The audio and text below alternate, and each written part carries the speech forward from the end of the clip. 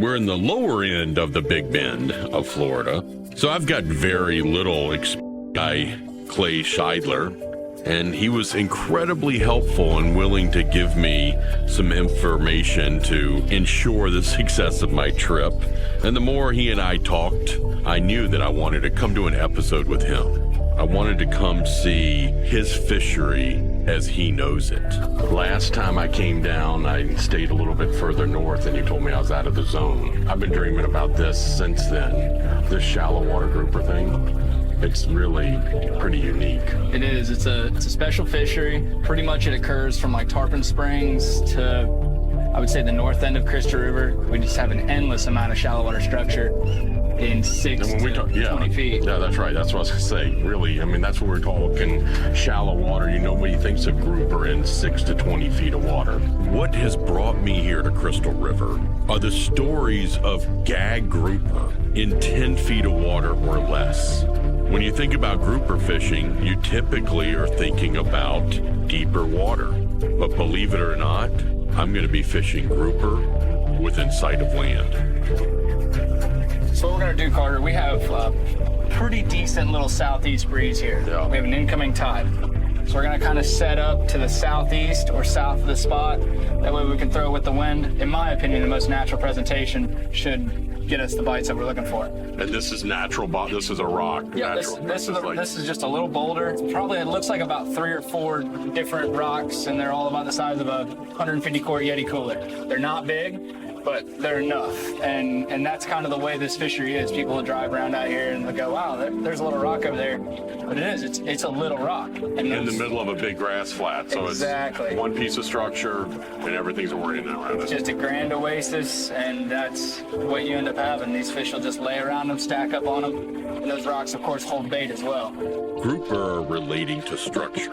So for the most part, you've got these big, vast grass bottoms, but every now and then there's a rock or a crack. And when you find that one piece of structure and there's nothing around for a mile, that one piece of structure is liable to hold a lot of gag grouper. God, a big one. Just look at them all. Look at them all right here, Carter. Look at the boils. Hey, look at the other one underneath. Look at the other one underneath them. Hold your rod tip down and just crank it fast. Oh, God. Oh, God. Oh, my God. Hey. Woo! We came for. Unbelievable. It is amazing. The harder you reel, the harder they come. Let me grab that for you. Go ahead, buddy. That's a nice one. That's a good one.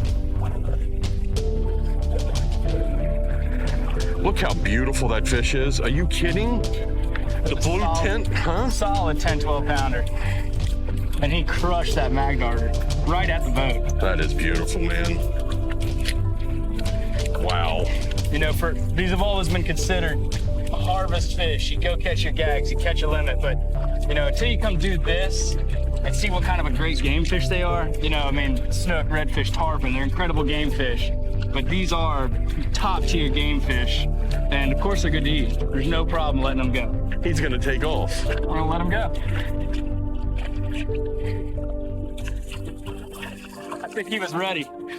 You know, as I'm landing one of the first fish, Clay says, take notice to where the fish is hooked. Oh my God.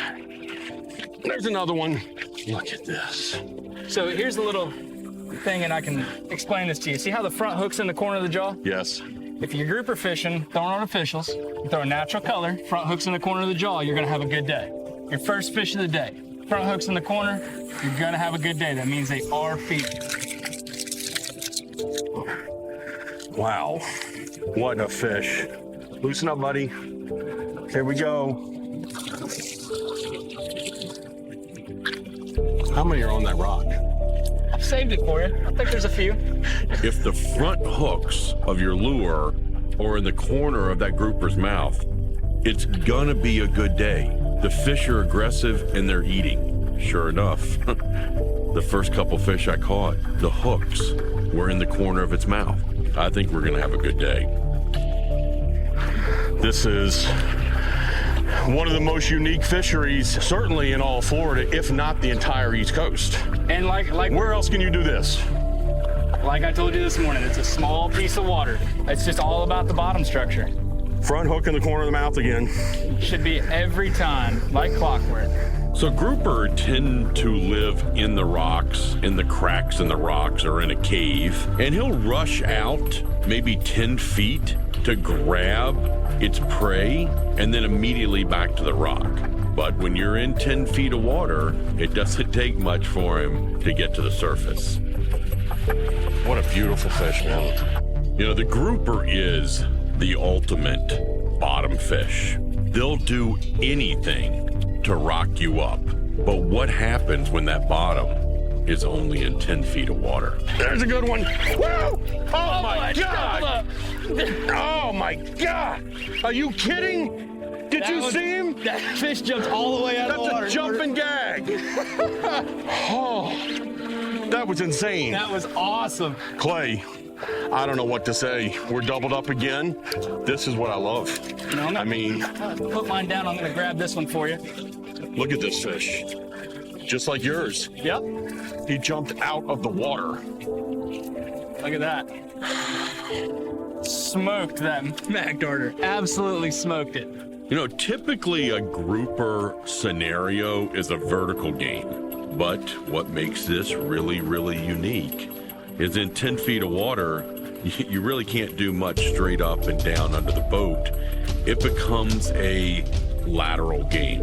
Instead of jigging or bait fishing right under the boat, you're casting lures over the structure. Got him. Oh, that's a good one. Still. It's amazing how they'll turn and run at you like that. It's amazing, these fish. I mean, we're talking, this fish right here is a 4 or 5 pound fish, and it's like a freight train. It truly is.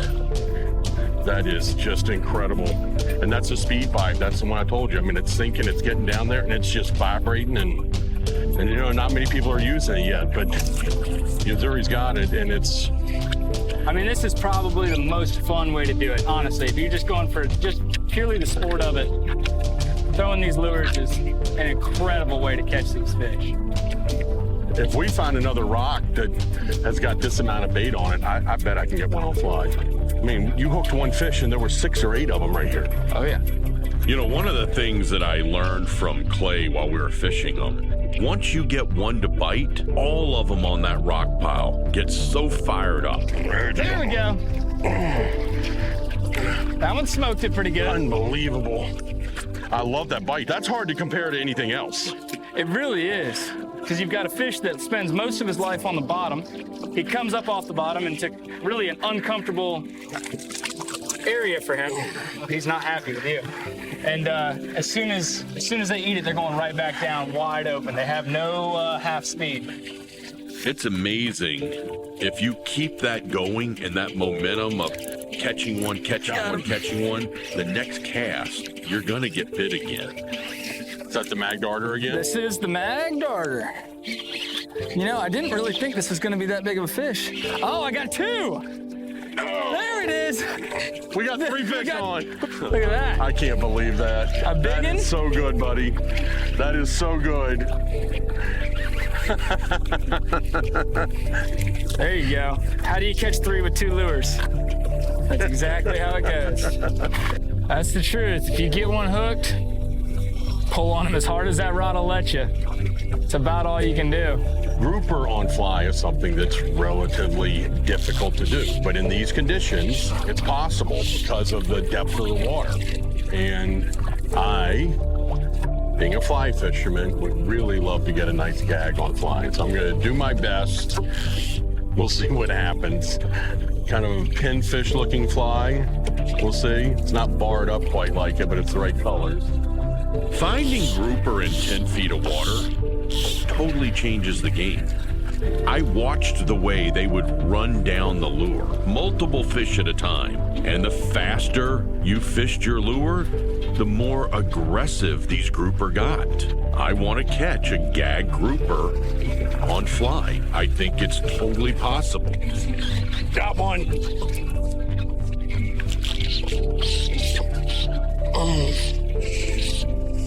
Oh, it's acting like a better one, buddy.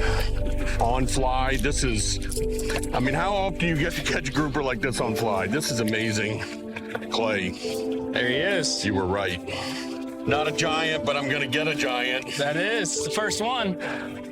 Thanks, boss. You're welcome. But the key to it all is putting the rod underneath your arm and that double-handed Like this strip. fast retrieve. The speed of the fly is what really triggers the strike from that group. There we go.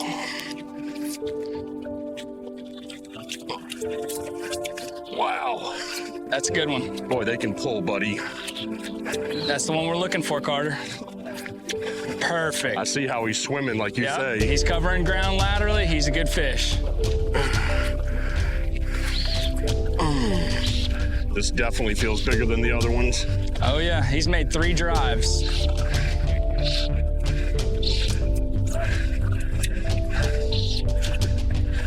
See how he's swimming with that tide? We talked about that incoming tide. Yeah. He's swimming with it. Staying down. Yeah. Oh, that's a nice fish, Carter. Perfect. Thanks, buddy.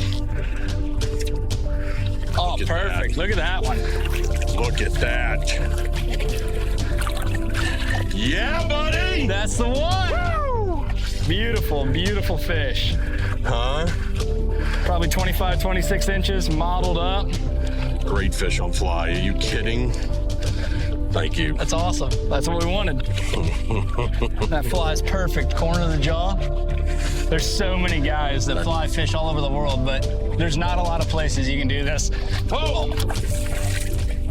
And that is how it goes release. sometimes. Thanks, buddy. Wow. Changing to a bigger fly and using the Game Changer, which has incredible action, more like the plugs we were throwing, and the faster two-handed retrieve is certainly paying off. I'm catching some bigger fish. But I think something just ate my bigger fish. I got all kinds of problems now. Oh my God, there's a Jewfish under him. Oh God, There's a Goliath under him. something ate him. Let's go get it. Let's follow him as much as we can. If we I'm can, good if we can pull him up. Oops. If the gag, he'll spit that gag out eventually, if we torture him enough. He knew that was a Goliath that ate it. He knew that if we stayed on top of it and we harassed that Goliath, that more than likely it would spit my grouper out. A giant Goliath on fly. Just happened to eat my big gag. He let go, he let go. You got your fish back. I did, you're Yeah, right. you did. He'll let it go if you bother him enough. Unbelievable. Oh, look at that gag, too. Unbelievable. That's a beautiful fish. It's a beautiful fish. Unbelievable. Bring him to me, Carter. Holy. And we... There it is. That was in a Goliath's mouth. That's awesome. That's so awesome. Look at him. What can I say? You know what, Carter? This fish has been through a lot. We're probably going to go ahead and keep him. He's, I can't wait to eat one I got on fly. Oh, it doesn't make any sense letting him go. no, you're right. That's where the Goliath had him all up in his head. I mean, he had the whole thing. My leader was in his mouth. Oh, yeah. Cut up on this side on his gill rakes. He had the whole fish, and that's a 10, 11 pound fish. I mean, that's not a little one. I'm thinking we're gonna set up current of this spot, throw a couple pinfish out there and see if we can get a bite.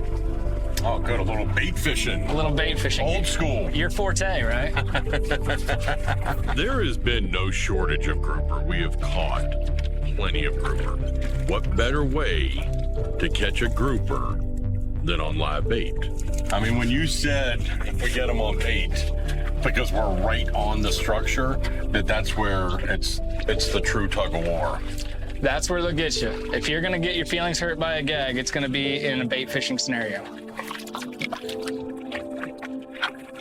You might be a touch far, but you should be good there. Not close enough? No, you touched too far. Oh. Oh, God. Come on, Carter. You weren't kidding. No, I'm not really good at being a liar, you know. I think you got a pretty good one on there.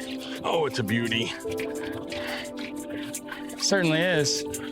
Circle hook right in the corner of the mouth.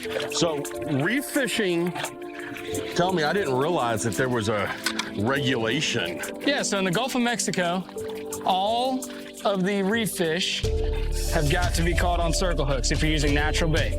Really? And that would be a keeper right there. We can add him to, Is that a keeper? pretty close.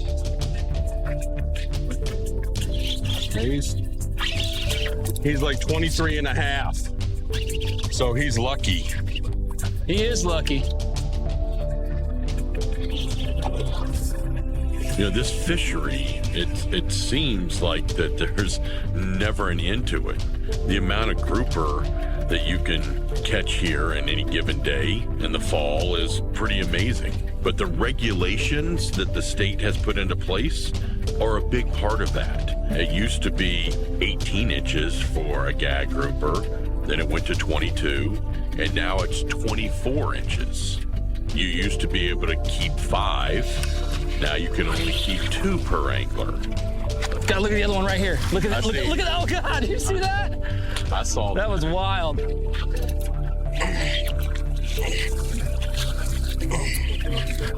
That's a keeper. That's a keeper. Nice one, buddy. It is. Awesome. That is a good one.